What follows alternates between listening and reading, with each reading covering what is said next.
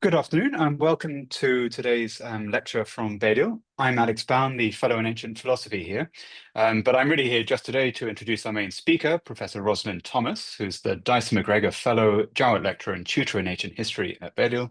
She's well known for her work on orality and literacy in the ancient Greek world, for her work on Herodotus, and her most recent book was Polis Histories, Collective Memories and the Greek World. But today, the topic of her talk is ancient democracy and populism, the case of Thucydides on Athens. Right, thank you very much. So I hope you can all hear me. Let's go ahead with ancient democracy and populism. We're all very familiar with the phenomenon of populism in our own modern world, Bolsonaro, Trump, and many others. And there's been a great deal of discussion, analysis at lots of levels, theoretical, less theoretical, in the newspapers, in academic journals. And in the midst of this, one big question arises for anyone with any interest in the ancient world, or perhaps people without any interest, whether ancient Greek democracy was a form of populism. And if so, can it teach us anything about modern populism, or indeed vice versa?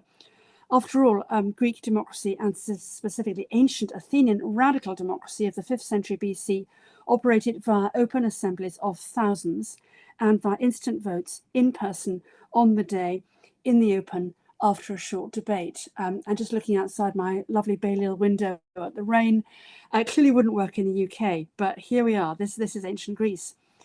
The will of the people is visible in that vote. And then there'd be another and another, each in some sense a bit like a referendum, a direct vote on a direct question many times a year. Nothing like the once in 4 or 5 years elections that we're used to, which usher in a government and a party with a mandate to run the country for some time through elected representatives. This is direct democracy. In Athens, we hear quite a lot of uproar or thorobos, and jeering and laughter in the open assembly. There were no parties as such, certainly no party apparatus, and the art of persuading and speaking was essential to anyone who sought to move policy. They had to stand up in the pnyx and they had to persuade the 5,000 or 6,000 present. And they had to do it again and again and again. Anti-democratic writers like Plato relished the occasions where people got carried away and voted in the excitement of the moment for a policy or a decision which is illegal or ill-advised or disastrous. One of these was the decision to attack Sicily, to send the grand Sicilian expedition in 415 to attack Syracuse and the rest of Sicily. And the failure of this expedition originally, arguably, lost Athens the Peloponnesian War of the last third of the 5th century, and it also lost its empire and its status. In the heightened atmosphere of a patriotic assembly, people could lose sight of legality and the legal process and the very laws themselves, and hence also Socrates' remonstrance in 406 in the assembly against an illegal decision to try all the generals as a group rather than individually. So we'd love to know a great deal more about the dynamics and momentum of these huge assembly gatherings, the speeches and votes. For the 4th century, we still have texts of some speeches by the politicians, Demosthenes and co-orators, but the 5th century were mainly dependent on Thucydides, the historian of the Peloponnesian War itself, and a lot of satire, Aristophanes' comedy. Thucydides crafted some extraordinarily subtle and very complex speeches as given by the major speakers of the day, Cleon, Pericles, Alcibiades. And so when I was invited to talk about ancient populism, in heavy inverted commas, for a conference on populism, one way into this was to try a close examination of some of the arguments he gave his speakers. And so what I'm going to do here today is give you a distillation of some of this work. I'm not sure whether my audience is primarily interested in Thucydides or in ancient democracy or in populism or in politics generally, but I hope we'll try and sort of combine all these. And sort of one sort of preliminary comment is it's always worth going back to Thucydides, because it turns out you go back to him, as I did for this conference, with a different frame of questions and a different set of issues in mind, and you just see new things. So there's a rough schema in the sources of Athenian politics of the 5th century BC, and one which many undergraduates then deconstruct. That Pericles, the great statesman of Athens, was succeeded. He was a great statesman, he was a great talker, he was clever, he did things for the good of the polis, and he was succeeded by the so-called demagogues, Cleon, Cleophon, Hyperbolus, and the quality of political discourse deteriorated. But there's something much more interesting going on if we look at the detailed textures of argument that Thucydides gives them.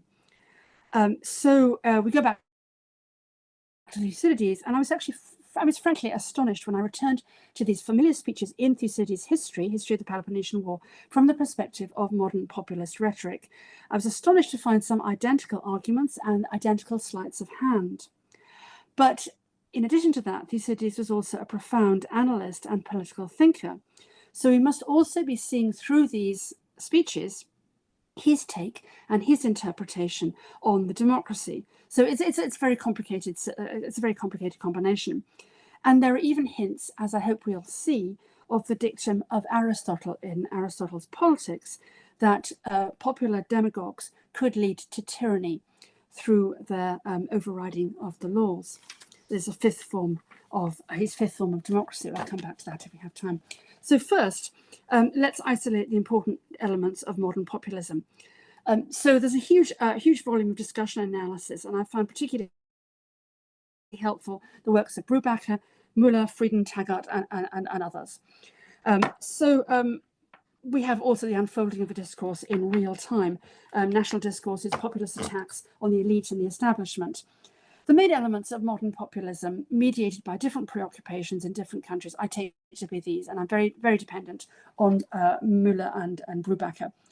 The claim to be speaking in the name of the people. I'm just going to sort out my watch here, just a minute.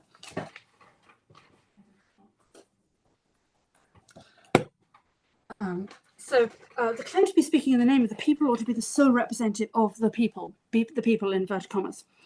A general tendency to claim legitimacy from the people, who are never defined and always conceived as an undifferentiated body. The people who disagree, thus in a representative democracy, those who didn't win that particular vote, are not the people.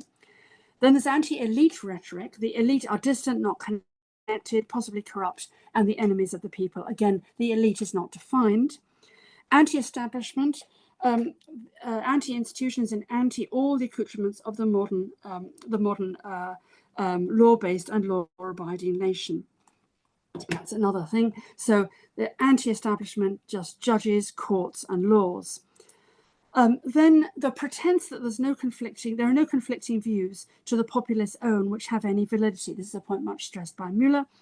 It overlaps with the second point above, but is an extension of the image of the people as coherent, homogeneous, and undifferentiated. It's really interesting. In modern populism, the claim is then made that the result of a vote, which is a majority vote, then represents all the people. We're familiar with this. And then finally, a tendency to see people who do not agree with the people or with the populist leader as conspirators, traitors, or enemies of the people. So this is very simplified, but it's really helpful to sort of focus on these salient characteristics from the start. And I'll be using the term populism to refer to modern populism and its basic characteristics as noted here. Thucydides' demagogues we'll turn to now. So his portrayal of certain leading characters and speakers during the Peloponnesian War include elements which remind us very strongly of certain elements in modern populism. There are also arguments, either which are actually delivered or approximately what were delivered, which must represent the kind of arguments possible in this arena. So separate arguments which are populist from those which are more generally features of democratic rhetoric. So there's democratic rhetoric, and then I want to separate the populist strategies from the larger category of demagogue. You've got demagogue, populist demagogue, and just generally democratic rhetoric. So as we'll see, Thucydidean speakers display overt elements of populism in the modern sense, and these stand a little bit apart from demagogic rhetoric. How do we understand these? Did he simply make them up out of nowhere, or were they current in his time, and he managed to extract, crystallize, and emphasize them to bring out their political implications? We can't just simply assume that his speeches represent exactly what they said at the time. His speeches are highly crafted, they're compressed, very dense. But some of these elements do come up in 4th century rhetoric, 4th century speeches, which are given in assembly speeches, but less crude and less violent. So basically, to cut to the quick, in Thucydides' own analysis, there is a strong suspicion that he distilled something of the populism of late 5th century politics from his own experience. We have always this dilemma with Thucydides' speeches, but having done this work on these kind of arguments, it's absolutely clear these arguments were out there, and he distilled them, crystallized them, and then reproduced them in his speeches in order to bring out what he thought was really important about the politics of his time. And it's so interesting going back to scholars in the 1960s, 1970s on Thucydides, a writer so many classes study, how interesting that our interpretive stance can be, and our interpretive scope has changed so much. So we see different things, we understand things differently from in the 1960s and 70s. Just to clarify, point of clarification, before I go further, the Athenian demagogues are usually taken to refer to the new politicians like Cleon, Cleophon, and Plato, a critic hostile to the democracy, would add Pericles, the great statesman.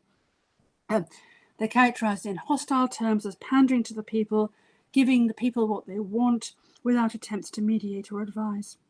They try and arouse the emotions. Sorry.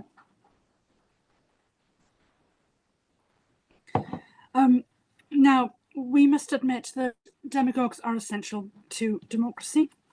It literally means leader of the people. Anyone who was a rhetor or a speaker was leader of the people. They are a structured part of the direct democracy. What we're talking about here is whether or not there is any populist elements and what that might tell us. So I want to focus in on two great debates in Thucydides with elements of modern populism as isolated above. Firstly is the Mytilenean debate in Thucydides' book 3, held in Athens, when the Athenians wished to consider or reconsider their decision to massacre all the Mytileneans. I'll come back to the details in a minute, after revolt. And secondly, the debate between Hermocrates and Athenagoras in Thucydides' book 6 on how to react to the news that the Athenian expeditionary force was on its way to Sicily. And in comparison, 3, Pericles' speech. And also examine, if there's time, the doublet of speeches dedicated to Nicias and Alcibiades at the start of the book 6 in reopening the decision to send an expedition against Sicily. So basically there's quite a lot of detail here, but the devil is in the detail. It's in the tiny details that Thucydides has carefully woven into these speeches. And I'm starting from the assumption that they're indeed composed by Thucydides, but they are comprising the basic opinions of the speakers in question and offering the necessary arguments while keeping as close as possible to the original intention of what was actually said, in case there are any classists and ex-classists in my audience. And as widely recognized, style and modes of argument differ a lot between speakers, and so we probably have a combination of Thucydides' creation and a basis of the original types of argument. In other words, we can therefore also get at what Thucydides thought was important. So firstly, the Mytilenean debate. So the Mytileneans in 427 BC revolted from Athens. This is on the island of Lesbos, facing Asia Minor. They failed, and the Athenians decided to massacre all of the Mytileneans. Overnight, they thought better of that and had a change of mind, and wanted to have an assembly. And so there's another assembly debate in Athens, and this is what Thucydides gives us as a Mytilenean debate. It's partly a debate about how to run the empire, and it's partly about the very importance of debate in the democracy. The first speech by Cleon argues that they should stick to the previous day's decision and massacre the Mytileneans. It presents him as clever, persuasive, and a very sophisticated speaker. Clearly very formidable in Thucydides' vision, Cleon uses several of the characteristic arguments visible in 21st century populism. So, for instance, for Cleon, unlike his main opponent Diodotus, there is no need for debate or discussion and no need to reopen the vote. He castigates the people in assembly for your change of mind. He declares, I am the same, and he professes amazement at the arguments of his opponents. His opponents will have such confidence in his rhetoric. His opponent will have such confidence in his rhetoric to prove that what is decided is not decided, or else he's been bribed to mislead.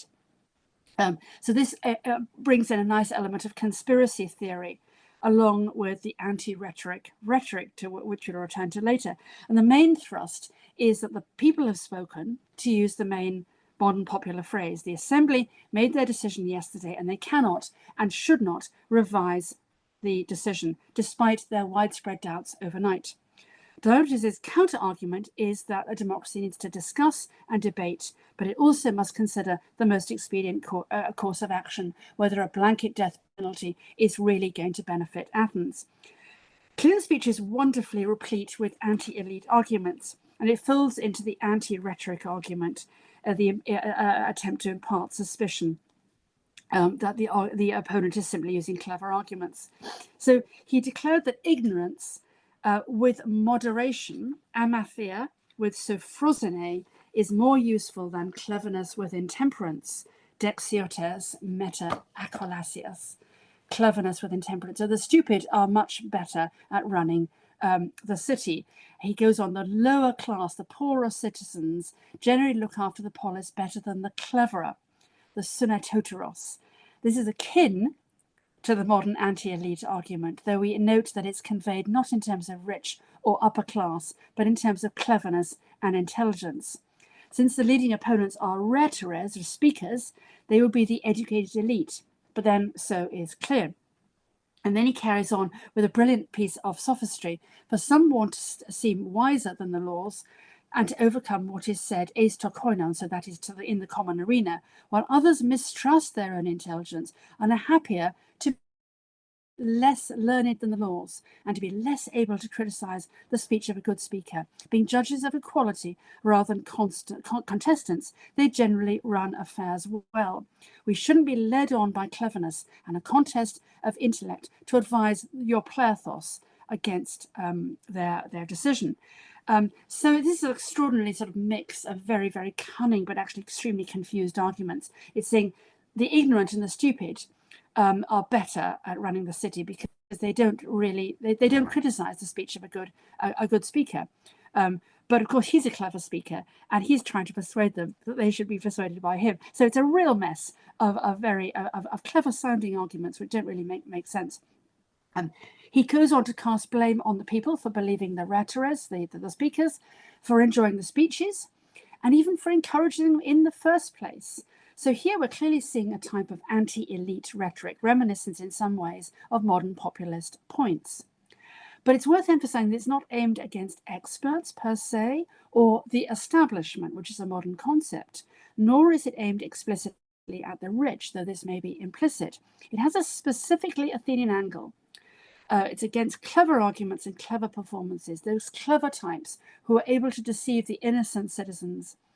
And it's against the fact that the people are, as he says later, conquered by the pleasure of the ear, like the spectators of sophists, rather than behaving like deliberators of city affairs. This is all really about the importance and the dangers of rhetoric, of persuasion. Who do you believe? Who do you judge? But Cleon's actually saying here that the people who can't really judge, the clever speakers, are better at doing this. The other side of this, in another populist move, is that the people are, so I've just said, the plethos are better judges, unlearned, and they're assumed to have sophrosine in some mysterious way that the opponents do not. And so here is a very nice elevation of the ordinary citizen, the members of the plethos, and an implication that it is in essence a matter of the plethos, the demos, against the rhetores, the people against the rhetores. But in the Athenian system, the demos is liable to listen and even be persuaded by his opponent. And so in a final twist, Cleon's speech confronts this possibility with what seems to be an elaboration of conspiracy theory. He says, don't be traitors to yourselves. For Cleon's opponents are tacitly implied to be verging on traitorous.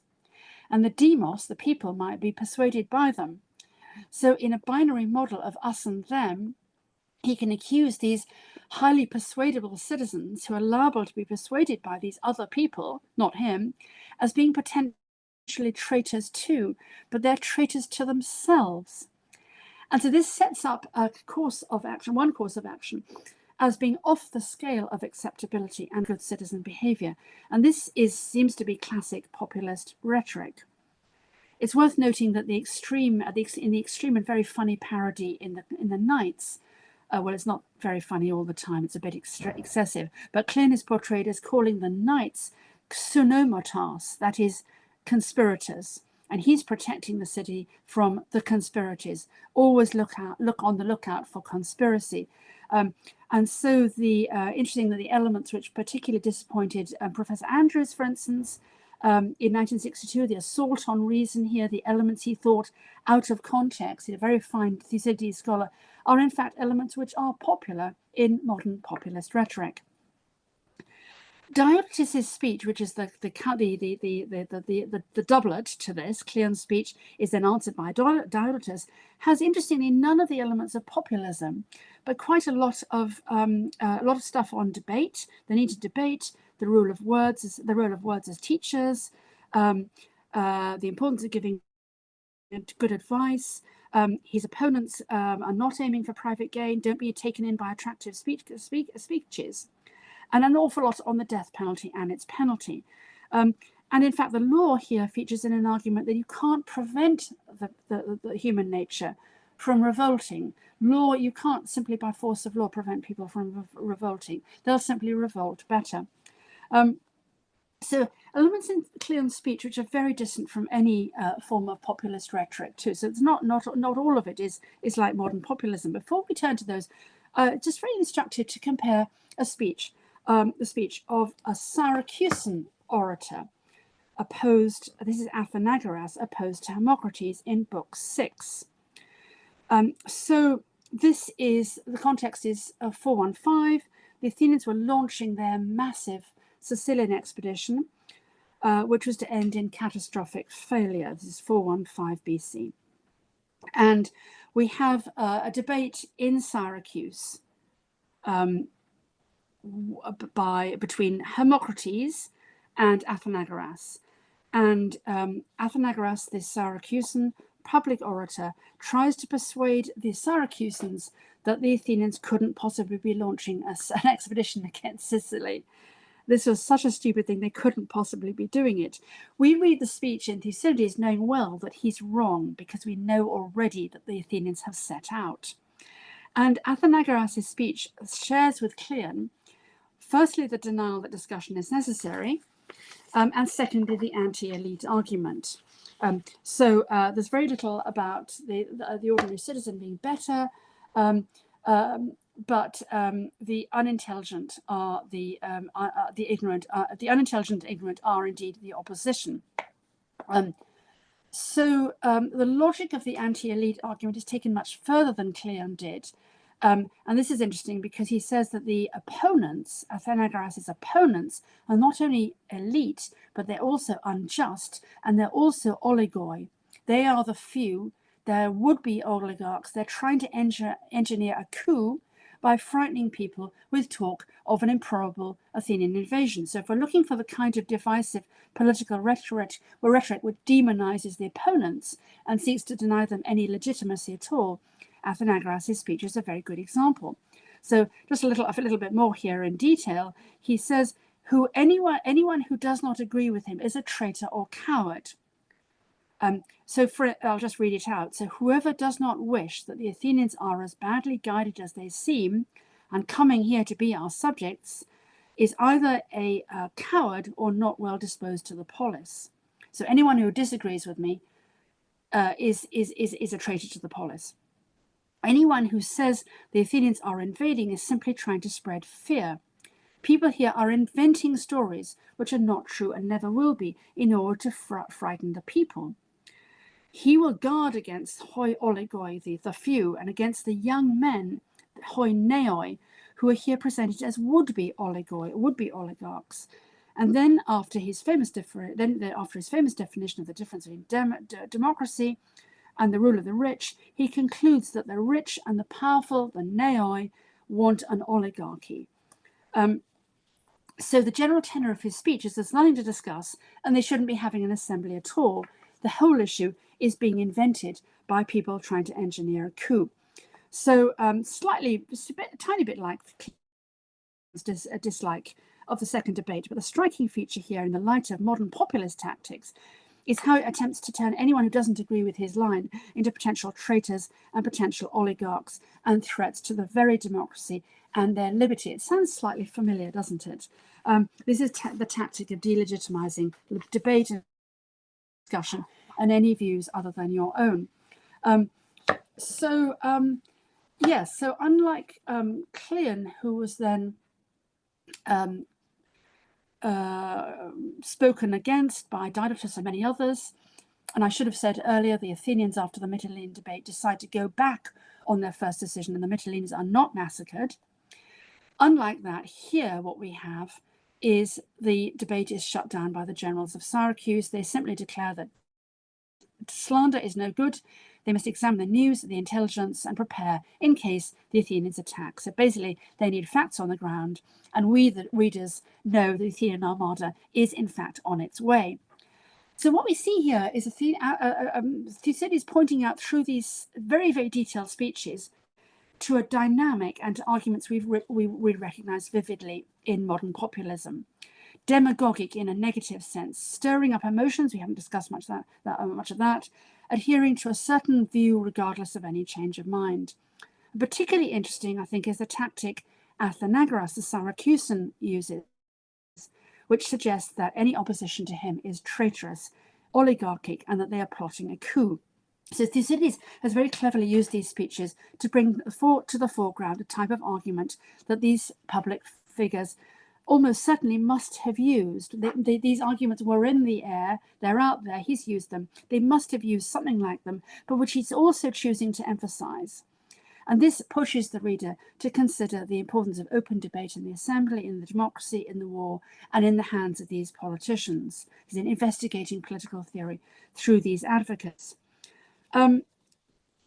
Now, just to sort of sum up something very, very briefly about the 4th century, and then I'll come back to Thucydides.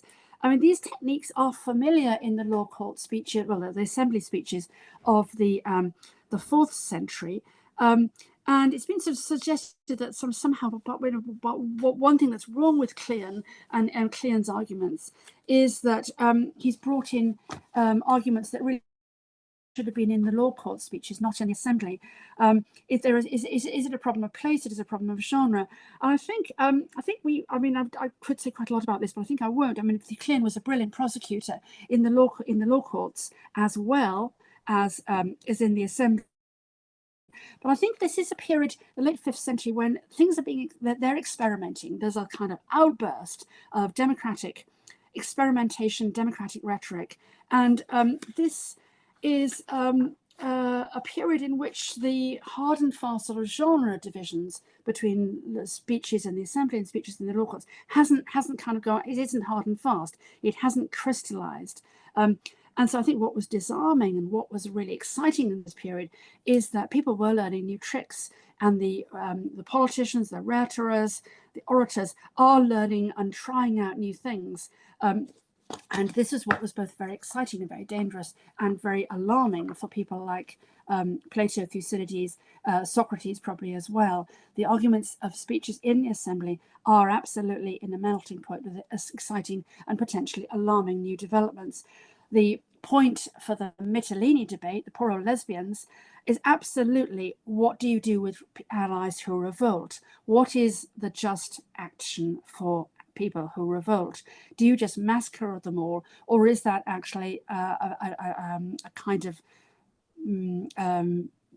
a train of action which just is counterproductive? So Thucydides is kind of dramatizing that in an extraordinary way. Are they anti-establishment? Another populist, modern populist feature. Are Cleon and Athenagoras anti-establishment? this becomes very, very difficult, partly because there's no such thing as establishment. In the modern populist sense, political commentators mean the stance of antagonism towards the modern institutions of democracy, parliament, judges, law courts, legal system. Comparison between direct democracy and a modern representative democracy and a modern nation state is dubious in many ways in any case. But if we just narrow down the question to the institutions of the Athenian democracy, such as the assembly, the law courts, the bullae, the laws, we do see something interesting. The comparison raises some important questions. He doesn't attack the laws. Cleon never attacks the laws. He attacks debate. He doesn't attack the laws. So to elaborate, and this is really really significant. Cleon attacks his audience, the very demos or the plethos that he seeks to gain support from. It's not an institution of the democracy, it is the democracy. The demos is, the thousands of people in the assembly are the democracy. He accuses them of complacency. He accuses them of being incapable of running an empire. And then in his all-out attack on debate and the two clever speakers who are part of the debate, he accuses the demos in an amazing moron of being spectators of words and listeners of deeds. Spectators of words and listeners of deeds, of trusting clever arguments, of being slaves to the unusual, conquered by the pleasure of the ear, like the spectators of sophists, rather than deliberators of city affairs. This is book 338. He assimilates them to theatre goers and the delighted experts who like listening to clever speeches of sophists. Indeed, in a tiny detail, he accuses the people themselves of having set up these contests. And this is, I will stress this because it's not a detail that people pick up on very much. He actually says, and this is to the democratic audience in the assembly, you are to blame, you the people are to blame, humes, who set up these contests unwisely, kakos, badly, you who are accustomed to be spectators of words and hearers of deeds. And this is one place where sort of quite often with my Balliol students, we go through these some of these speeches in Greek, trying to figure out what they actually say. And you always notice more. You always notice some little tiny detail or something that actually is almost untranslatable because the Greek is quite odd. And I thank my Balliol students and previous generations of students for going through these with me. So he's actually saying that the people are wrong to have set up these contests. It's the first explicit occurrence of the rhetoric of anti-rhetoric in Greek, and he's actually attacking the very basis of the direct democracy, which is debate and discussion in the assembly and the people who attend the debates. It's actually in fact an attack on the democratic institutions, but it's managed only partly disguised through an attack on the rhetorics. The fact that he says you, the demos, are to blame for having set up this contest show that the attack is the very institution of the assembly. As I said, this doesn't seem to get enough attention, and now in the midst of a surge of populist politics, we can't escape its significance. This is where you kind of notice new things as politics moves on. So to compare compare another example where there's a speech of someone who is being attacked and where people want to change their mind, I move on briefly to Pericles. We'll come back to this, to Cleon's attack on the assembly. Pericles, the dominant and hugely popular leader of the Athenians in the 440s and 430s, the absolute height of Athenian power. He was general as well as a very skilled orator. And he seems to have been, really, he was the leader of the Athenians. However, his third speech in Thucydides book 2 is spoken to a people, Athenians, moving against his policy. He's become unpopular.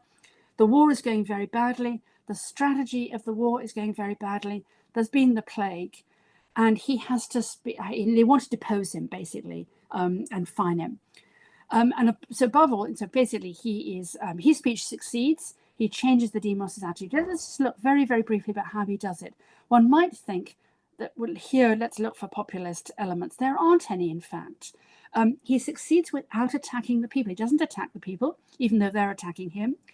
And the differences are very, very striking. No attempt to rouse any feeling against the elite or the educated, no claim to be enacting the people's will, though it could have been said, no attack on the demos, on the assembly. And on the contrary, he embraces the fact that they're angry with them, but they are angry not correctly. He embraces the fact that they suffer terribly. And then he moves to the polis, the city-state, the patris, the country. The polis again, remember these are city-states. You don't really have a nation-state, you don't have a country, but he uses patris, polis again.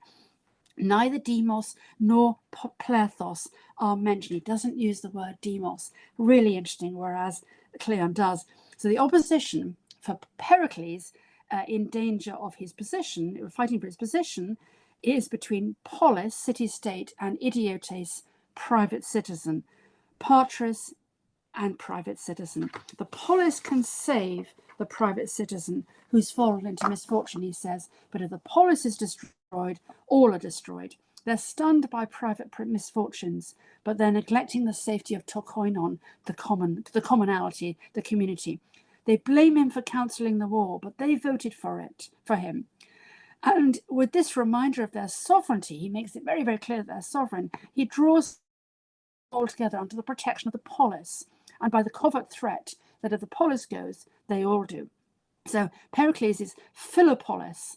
He is lover of the polis. He's friend of the polis. He's above money against, unlike the man who is ill-disposed to the polis, and his sympathy for their suffering is very strong. And so for the remainder of the speech, then we move on to the high polis patriotism, familiar to anyone who's read the funeral speech, the greatness of Athens, the didactic language of revelation, the harking back to their fathers and their achievements, Athenian superiority above all others, the greatness of the Athenian Empire. He hints at the opposition of the inactive to apragmon, which will ruin the state. The unexpected event was the plague. It's very ironic, by the way, to label the opposition with apragmosine, that very un-Athenian characteristic. It's very difficult to translate. It's not doing. It's inactivity, because it's actually Periclean policy which had advocated inaction. He said, "Don't go out and fight the Spartans when they invade Attica. Don't go and fight them in a pitched battle. Stay within the walls. Stay in Athens." So he's in fact been advocating apragmosine in a certain way. Anyway, the apragmon is now the opposition, and there's lots of appeal to ancestral habits, and the result is a rousing call to polis cohesion and action and bravery, and it's successful in rhetorical terms. It's highly manipulative emotionally, and it wins. And so in all this very rousing speech, it's quite easy to forget, actually, that there's no real defense of strategy in this speech. Thucydides has given him a speech which has no defense of the strategy at the beginning of the war. To return to Cleon, there's something else that distinguishes him.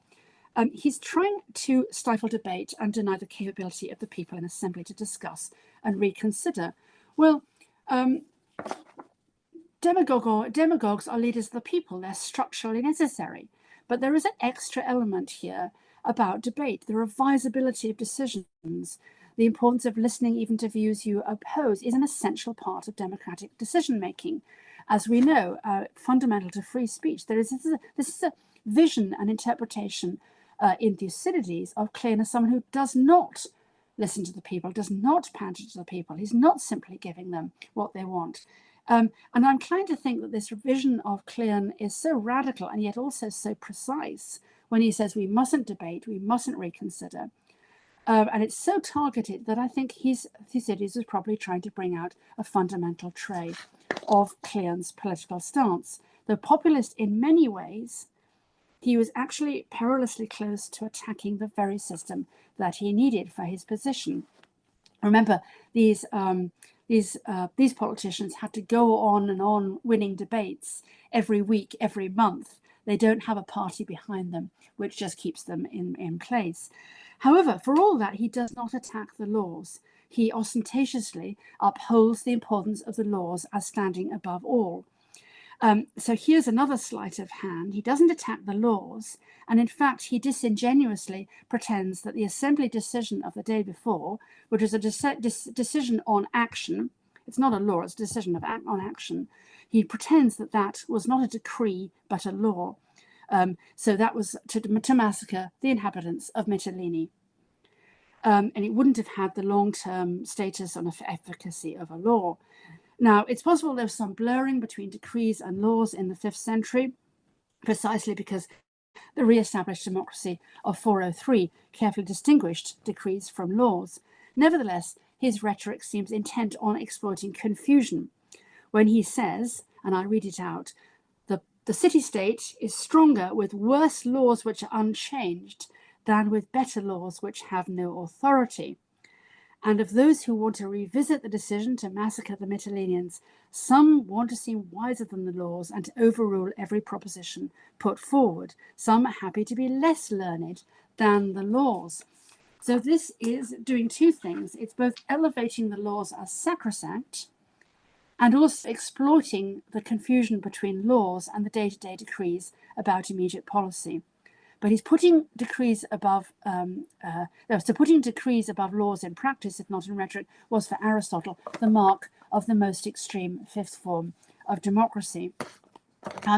So yes, he's cleverly tried to pretend, while elevating the laws, that a simple decision on action was a law as well. So I haven't got time to say very much about the 4th century, but just to say very, very briefly, and I'll come back to Thucydides again, several elements in these speeches so far in Thucydides are recognizable as recurrent elements in 4th century speeches. We actually have the text, or perhaps the revised texts of speeches which are given to the assembly or indeed the jury courts in the 4th century BC. And these are elements, but they're toned down a bit. I mean, so for instance, the danger of being deceived by clever speakers, or the idea that the assembly prefers easy solutions or pleasant speeches, which often amounts to the same thing. The accusation or insinuation that your opponent has been bribed has been very common indeed, and particularly easy when Philip of Macedon, father of Alexander the Great, was the great outside power, as we see in Demosthenes' Philippics. But the reverence for the laws is found again and again extraordinarily important ideal. Do they attack debate itself? No, not really, as far as I can see. And fierce abuse of named opponents is not common in deliberative oratory either. So a 4th century orator like Demosthenes, as far as I can see, is careful to remonstrate gently and talk in terms of we. There's little sign of trying to shut down decision, but we must think about this. You're too kind. You must consider this. There's a lot about clever speakers who are advising the people, saying what people want to hear. So yes, these elements of this kind of rhetoric are visible, but it seems to me that they're toned down. They're not quite as violent or as sharp as in the 5th century speeches, which have been given by Thucydides to his speakers. Yes. So the germ is there in the 5th century. The germ is there in the 4th century, but much harder and more explicit in the 5th century. And I think this may help us understand a little bit more what Thucydides might be up to. Cleon and Athenagoras in Thucydides are showing elements or germs of some of these later conventional characteristic topoi of assembly rhetoric, but they go further, as I said, in the violence and extremity with which they dismiss alternative explanations. And the extremes are either qualities of the late 5th century and the time of war, or of Thucydides' vision, or of both. And I think it helps us explain and appreciate more firmly the extreme character of the populist sentiments on arguments which Thucydides was trying to emphasize in certain speeches.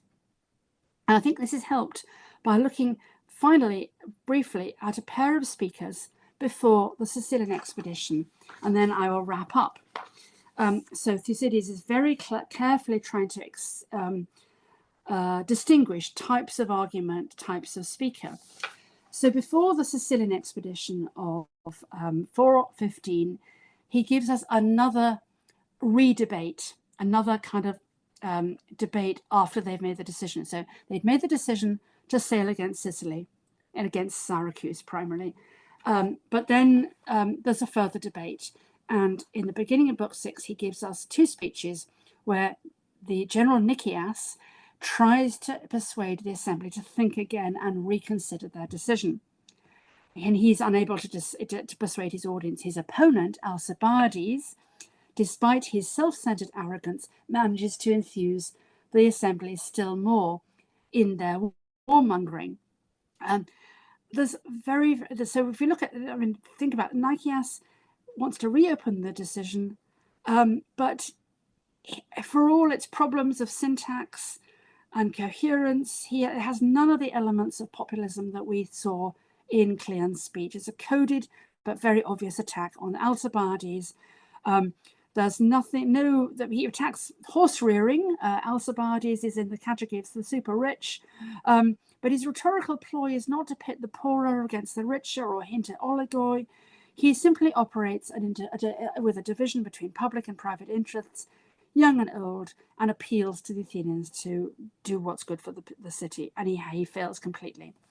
By contrast, Alcibiades might seem to be the quintessential popular and populist leader. And might we find more populist tactics in Alcibiades' speech? Well, no, not really. It's mostly about himself. Lots of patriotic, jingoistic views on Athenian superiority, a Sicilian weakness. The Athenians are wonderful; they can do this easily. The Sicilians are weak and disunited. There's no reason to hold back. Well, there's one thing here which I think is really interesting for our theme, and it's an appeal to the laws.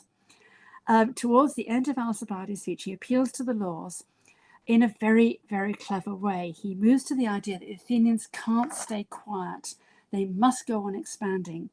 And it subtly changes, but unmistakably, into an appeal to the laws, just as Cleon had made. And here is, I think, a quite sinister change, because he appeals to the laws in such a way as that he's appealing to the whole of the Athenian character, its current customs and laws. And these should be adhered to even if they are worse. So what he actually says is, my conviction is that a city not inactive by nature should not choose a quicker way to ruin itself than by suddenly adopting such a policy. That's if in action. And that the safest rule of life is to take one's character and institutions, that's nomoi, laws, nomoi, even if they're worse, and live up to them as closely as one can. So it looks like the familiar appeal to the laws, but it's become far more. So here is the populist appeal to the Athenians, couched as an appeal to real Athenians, Athenianness, polypragmosine, the kind of restlessness, the movement, and the conquest. And of course, they're actually not inactive at all. They're in fact waging war in several different ways. There's no inaction here, but he's trying to say, if you don't do this, you'll be inactive, and that will be un-Athenian, unpatriotic, against your true character. It's very clever. And cunningly, it's merging the laws, which are as if they're at stake in his speech, just like in Cleon, with the Athenian way of life, their way of life, their customs, their habits, with a clever medical twist as well about the danger of change, which is current medical theory. We tend to see Alcibiades as clearly really popular with the mass of the Athenians and probably akin to a sort of upper-class demagogue. But in fact, his oratory, as offered in Thucydides, is less populist in tone than Cleon's until this very, very final ending. But I think the modern populism enables one to sort of pull that out and think, actually, that is a really interesting argument that he's using. So where does this all take us? I'll just wrap up here. So I think, our main evidence for Athenian democratic discourse in the 5th century is Thucydides, and it offers clear evidence for what we call populist argument in the modern sense. They must have existed in the radical democracy in the 5th century. They must be a natural, perhaps inevitable development within a democracy which concentrates on the people and on persuading the people. Other elements of populism find no place in these speeches and in Thucydides. So anti-establishment rhetoric which pits the people against the law or the judicial system. There's no anti-immigrants in this rhetoric, but then there doesn't need to be, because the peculiarity of the city-state is the voting rights are only to a very small number of male adult citizens who have citizen rights, which means political rights. It seems an inevitable conclusion that there were indeed populist arguments in existence in the late 5th century democracy. They were there right back then, 2,500 years ago, and they may well have arisen or become developed under the stress of war. I think it's interesting that there are different degrees and different levels of populist argument and different degrees of demagogue. We've got the archetypal misleader Alcibiades, given no populist arguments except at the end, whereas Cleon offers many populist arguments, but it's Athenagoras, the Syracusan, who went to the extreme of demonizing his opponents. And that is the quintessential modern populist argument.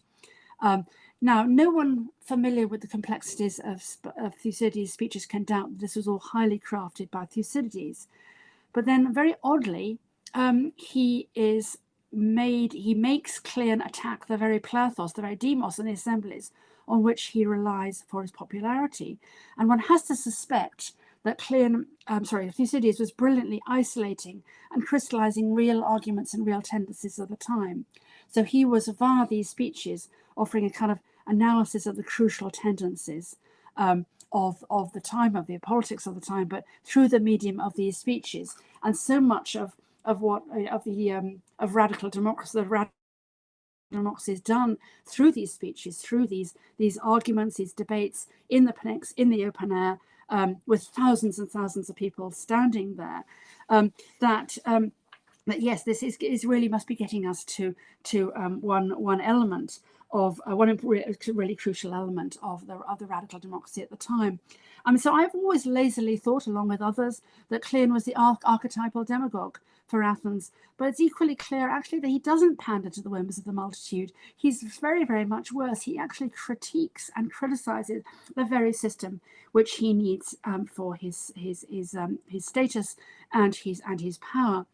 But the violence, Cleon is quite violent, but the violence of Athenagoras is much more extreme. And I think again there, Thucydides was crystallizing the essence of the rhetoric while composing the speeches himself. He's getting a particular mode of democratic discourse, a particular character of argument, which was current and was probably shockingly new during the Peloponnesian War, perhaps just before, we don't know, because we haven't got the evidence. But the radical democracy is still relatively young. Rhetoric hasn't settled down into set grooves and conventions.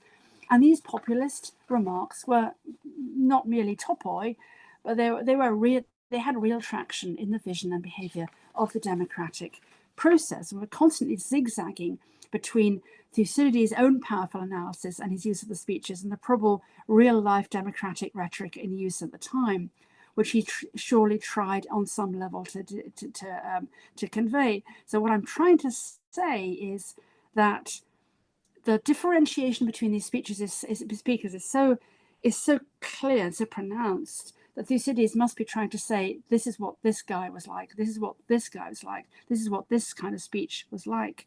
And so therefore if we believe him, we can kind of get to the kind of speeches that were being, and arguments that were being used. If in despising debate, Cleon would fit another of the modern populist characteristics, that's really interesting. So not in dismissing or criticizing even the very debates that the people want to have and which are part of the system, actually a central part of the system. Perhaps in the end he is actually part of another bit of modern populism, which is not obeying the political conventions and in some general manner despising the conventions of politics, what Taggart has called the unpolitics of modern populism. So perhaps in the end he is in fact another person who is sort of just trying to destroy or disobey all the rules, and so the absence of that kind of argument in Diodotus and Nicias does serve to focus the spotlight. And so going back to this now, this is Cleon's verging on overturning the very democracy he proposes to support. I'm wondering even more if this is hinting at the phenomenon which is famous from Aristotle. So Aristotle talked about the popular demagogue who becomes a tyrant, setting aside the laws and institutions, where a certain kind of tyranny arises from a popular demagogue who then just dismisses the democracy that has pulled him up. I was wonder, just a little hint here, whether Thucydides is saying there was a potential tyrant in Cleon, and also a potential tyrant, I'm sure, in Alcibiades as well, but that's another story. So it's very attractive, and here I'm wrapping up, very attractive to see this as a specific development of the late 5th century in Athens. It's not new with Pericles or after Pericles, but we have evidence for it in the course of the war, when the war heightens emotions and heightens strain and stresses and tensions. It would fit with Thucydides' claim in his narrative that the war led to inversions of values. And modern populism often goes hand in hand, it's often said, with major political, social, and economic tensions. Plague and war in Athens would have served as catalysts for an escalation of certain democratic strategies. You can't foist, however, there is a major difference, one major difference, and here I'll end. Athenian orators had no party mechanisms, no elements of representation, no mandate from week to week, let alone over years. They were atomized as politicians, and there was no state apparatus to attack. You couldn't foist responsibility or blame on the state, let alone the deep state, as something quite separate from the people, because the Athenian citizens played such an important part in decision-making, office-holding, enforcing accountability, and indeed judging in the huge law courts. So what they could do is construct the enemy in the elite, or the clever speakers, or some suspected few. And then there's a nasty twist when Cleon is made to make democratic debate itself into the problem. Pericles makes the plague the enemy. And so in this sense, it is a phenomenon completely different from modern populism. It could lead rapidly into internal strife too, perhaps even tyranny. But nevertheless, it's extraordinary to find the same rhetoric in modern discourse and in Thucydides' hard-nosed narrative. These were surely the new experiments and developments of democracy, and the radical democracies specifically, because the Athenians drew back from the implications of some of their behavior, and after losing the war, the empire and their democracy, they restored a democracy in 404, which toned down some of the problems. So what I'm saying is they drew back from some of the extremes of this very excitable and very rhetorical democracy. So when they restored the democracy in 404, they buttressed the rule of law, and they slowed down the process of making new laws. So Aristotle's fifth type of democracy was one with no respect for law, and he doubted if it counted as a politeia at all. But this certainly doesn't describe the 4th century democracy, which was much less excitable but far more stable than the democracy that Thucydides, indeed Plato, knew. And there I end, and thank you very much for your attention. Thank you very much indeed. I found that quite fascinating. It's a problem with an online talk that there's no vigorous sound of applause, but I'm sure there is spread across the world. So I should just end by advertising the next talk, which is going to be on November the 19th. It's going to be given by Anna Devere Smith, and the title of the talk is On the Road, A Search for American Character. So I hope you'll tune in again next time. Thank you again to Rosalind, and goodbye.